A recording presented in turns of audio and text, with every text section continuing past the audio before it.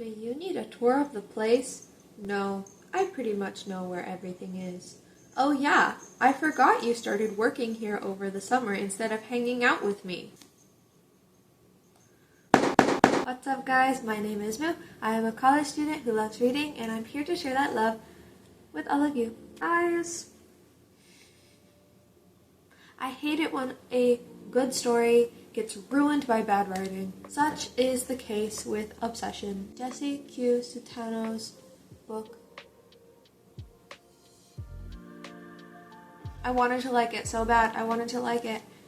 I read it in a day because the story was so compelling. But oh my goodness. I wanted to like it more. I just didn't. So this book is one of the other ones that I picked out when I was 17 and now I'm facing the consequences. This is happening so many times that I think I need to create a playlist just for books I bought when I was 17. Like, I think this is becoming a whole series. I have yet another book after this to review that I definitely also bought when I was 17. So, we're gonna make it into a little series.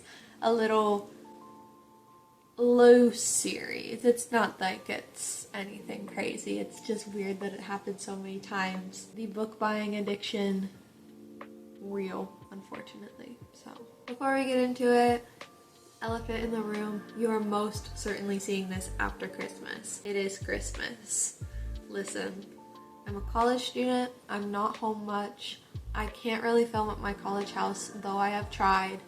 And unfortunately, the spot that I usually film, that's set up right over there, Christmas tree. There is a Christmas tree there, and so I cannot sit in my normal place or else I would be quite literally in the Christmas tree. So we're making do, just like ignore it, pretend it's not there, you know, or pretend it is there, you know? Make your life a little more festive in this cold wintry day probably. Unless spring is on the way. I don't know. I don't know how many videos are in my backlog. Me when it's fully May. That's okay. We are chugging along. We are filming more videos. It is fantastic. So, enough explanation from me. Let's start with the summary and then I will talk to you about this book that has a fantastic story, but writing that is not great. A classic sort of love story, except someone might wind up dead. Logan thinks he and Delilah are meant to be.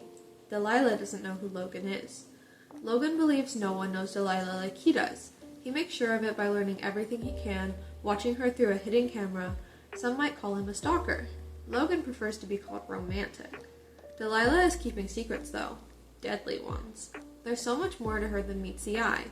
Logan is determined to make Delilah the heroine in his twisted fantasy, and he'll do anything to get what he wants. Delilah is done with the men in her life controlling her. If Logan won't let her go, she'll make him. So, you can see why little 17-year-old Moo would want to read a book like that. I am a true crime girly. I find that stuff fascinating, but the writing just wasn't great, you know? Like, I wish it was better, but it wasn't. I think that if this concept was given to a writer that was better, it would have been great. And I also think that if it was not a young adult book, it would also be pretty great. I think that it could cover some more complex topics that would be really cool to really go deep in on and explore. But it is a young adult book. The writing is to be desired. I hate being this critical on like writing specifically because like I love creative writing, and granted, like I'm not a published author. I'm not trying to be a published author. I'm trying to be a literary translator, but that's someone else's work. That I just have to be good at writing technically. But I know how it would feel to have your writing style criticized so heavily, but I just was so disappointed. Like, that first passage that I read to you was a pretty good indication of how the book kind of was. As a whole, the expository dialogue was horrendous. Every character was kind of silly in a way that was not meant to be. It just ended up being disappointing, as good as the story was and as good as the idea was. So, as the summary says, the main characters are Logan and Delilah. You get perspectives from both Logan and Delilah. I think it would have been super cool to get the perspective of a stalker who doesn't think he's doing anything wrong. However, because the characters all felt like caricatures of a trope, it was hard for me to feel really anything except for like, oh, this guy's kind of gross. Like, I think it is the fear of many women to be stalked or hurt or assaulted or like any kind of thing. And I would have been interested to feel fear regarding that. Like, think of like The Handmaid's Tale, for example, like which is not fair. It is not fair for me to compare The Handmaid's Tale with this young adult fiction book. But regarding capitalizing on that sort of fear, The Handmaid's Tale is an example of a book that did that very well. Took the fear of many women, the lack of control, and that lack of control being taken away from you by men, and turning it into a book like The Handmaid's Tale. If the author could have taken even a fraction of that feeling and put it into this book, I think that it would have been really cool. But instead, Logan was just kind of silly. He was just like, yeah, we're meant to be together. You don't know it now, but we are. And like, if it was happening in real life, yeah, it'd be scary, but it isn't. And it just was so dumb, in my opinion. And I feel really bad for being that harsh, but it didn't land in the way that I think it was intended to, and that was pretty sad for me. But also at the same time, again, it's young adult fiction. Maybe I'm just being too harsh. So the book starts out with Delilah and her mom. Her father had passed away in a oil rig accident, and her mother had gotten a new boyfriend. And he, again, was a very big caricature. Think of like the deadbeat who sits on the couch and is just like, bring me a beer, and it's just like verbally and physically and psychologically abusive. But it's like a caricature, so it's just like, oh, that's so annoying. But that is where our story begins. And Delilah is like, get this man out of my life, get this man out of my mom's life. And her mom is just like, no, whatever. Like, almost like a battered wife syndrome type thing. Because, of course, it didn't start bad. It slowly got into it. And, like, that's also, like, what's frustrating for me, because you could tell that the author had a lot of really interesting perspectives and a lot of interesting ideas. And, like, if it was executed better, could have really explored really cool things. It also, like, Delilah's father was Singaporean, so it would have been really interesting to understand the dynamics of the oil rig accident that he helped cause, and the public's feelings on it, and perhaps like people's racism towards him and that kind of thing. But it all just seems kind of like brushed past and watered down, and I thought that was really sad. Like, I think if this book could have been taken in a more serious way, we could have explored some of those topics and it would have been really cool. But that's just not the book we got. So I guess overall this video is a what could have been video. But yes, Delilah is saying like she wants her mom to leave him and she wants him out of their life, and they are being hurt by him so much, so it's just imperative that he gets out of her life. But her mom won't have any of it because, again, like, she has been beat down and made to believe that she can't do anything without him, even though she works at a high company and she's doing really well for herself. And that is, again, like a really cool topic that could have been explored into, but it wasn't. I'm gonna say that a billion times during this video, I swear. But anyways, while this is happening, Delilah and Logan accidentally bump into each other at school. It's the first time they meet, and Logan is just like, oh my gosh, I'm smitten, I'm gonna find her address. And he does. And then he sets up cameras across the street to look into her bedroom window. So it's just like, oh my gosh, so cool, so quirky. What am I doing? Guys, I haven't filmed in a long time. But then he sees the cop boyfriend being terrible to Delilah and her mother, and he's like, I'm gonna protect her. I'll make sure that no man ever hurts her again. Da-da-da-da. And it's just like, girl, be so for real, know your place. But Logan doesn't actually need to do that, because one day Delilah's mother's boyfriend is working in the garage on his car, blasting Pink Floyd, which Delilah hates, and, may I add, the Pink Floyd slander probably knocked it down an entire star. Guys, Us and Them, Any Color You Like, Comfortably Numb, On the Turning Away, so many more songs, very good, very good. I've seen Pink Floyd cover bands in person, not actual Pink Floyd, guys. I'm too young for that, sorry. My dad didn't even get to see Pink Floyd in concert, and he's been to over 100 concerts. But that's neither here nor there. Pink Floyd slander, not here for it, bumped it down an entire star. While all this is happening though, and while he is working on the car, he's got the jack up, he's working under it, and something comes over Delilah. He asked for like a beer or something, or was being obnoxious, whatever, and her eyes go dark and she kicks the jack. And that was by far the best part of the book. I was like, whoa, like that's crazy. I can't believe that happened. Da da da da. Whoa. Like, that was a fantastic plot twist, and that like is by far my favorite part of the book, and I will definitely say that positively, because the way that was executed was fantastic. I did not see it coming at all. Oh my goodness. But he is crushed under the car, he dies, and she kind of freaks out, not because she killed someone, but because she doesn't feel bad for killing someone. And thus begins the rest of the book, where she's trying to avoid any suspicions of her actually being the one to do it, and just hoping and praying that people believe it's an accident. So, as previously mentioned, Logan set up a camera across the street from Delilah's house. That camera looks into the garage. That camera catches Delilah doing that. So, Logan is just like, so I have blackmail now. He uses it to his advantage. Logan is incredibly conventionally attractive, which again could have been a cool dynamic, but you know what I was gonna say.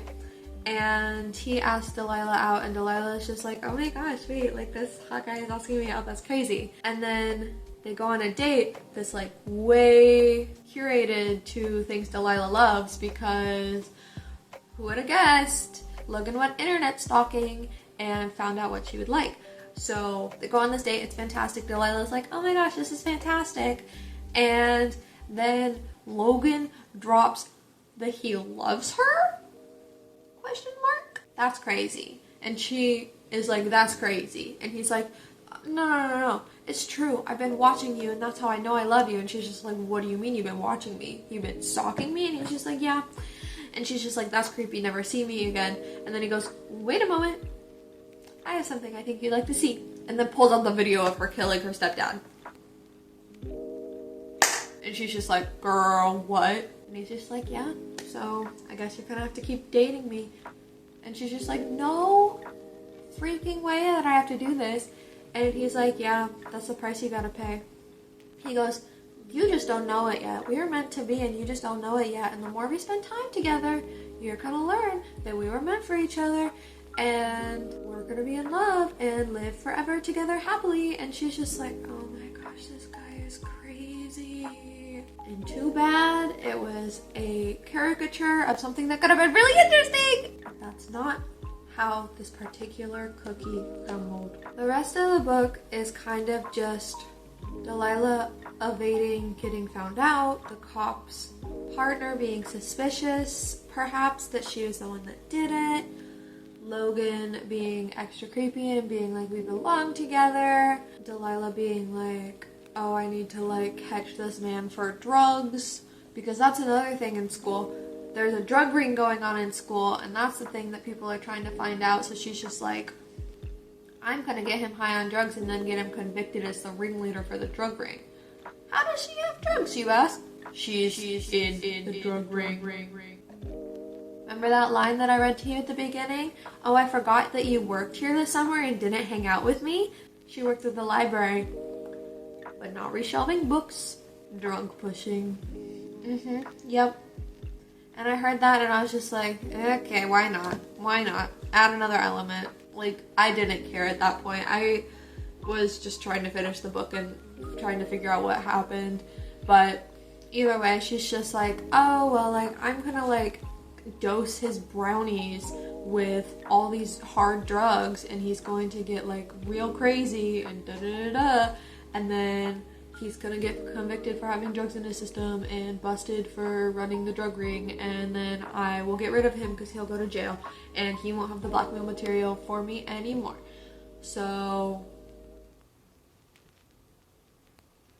yeah, that's a plot point. And the ending is not super memorable, but all I know is Logan, high on drugs, meets Delilah at the river for a quote-unquote romantic date, and she's just like, LOL, I've never actually loved you. Pushes his head underwater. This is a young adult book. I never really know the line for what's appropriate for young adult books and what's not, because I believe that people in the young adult demographic from ages 12 to 17, they can handle various different topics. Like, for example, when I was 14, I was reading Mouse. I was reading To Kill a Mockingbird, like really complex topics that were really important to learn about and grasp. However, the difference between that and a book like this is they were not marketed as young adult. I think that it's really interesting, a conversation about letting young adult demographic, that letting teenagers read adult books with adult themes, whether it be like horrific topics or like racism or other like really stigmatizing socioeconomic issues that like do affect people in this world that they do need to know about. I think that there's one conversation about that and another conversation about like marketing a like creepy stalker murder story to teenagers. Like, I'm not saying it's wrong. I'm just trying to open up a conversation for that because like I don't really know what the right answer is.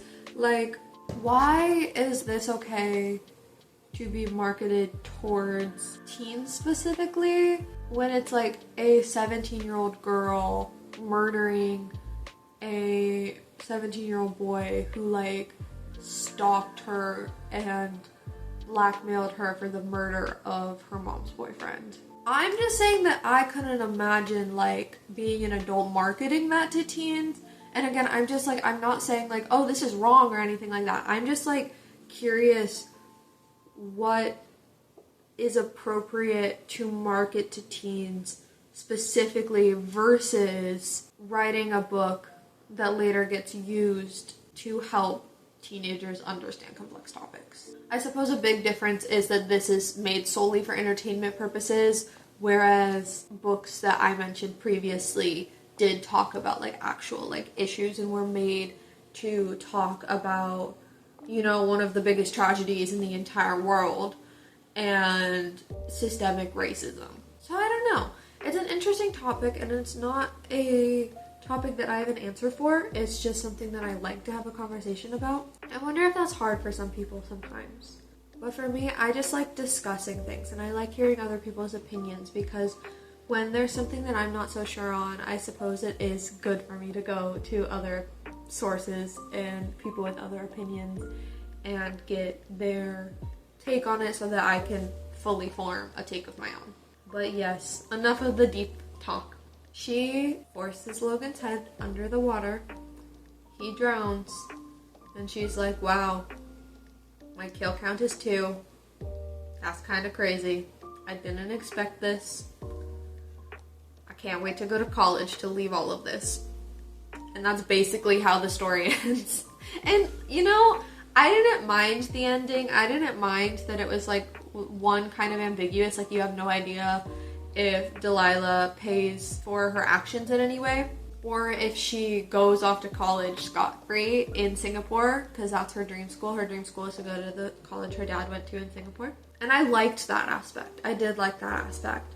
But I was like, well, that was a book. Fantastic story. The writing really brought it down. So, you know, if anyone who's like a really good writer wants to write a book like this, please do.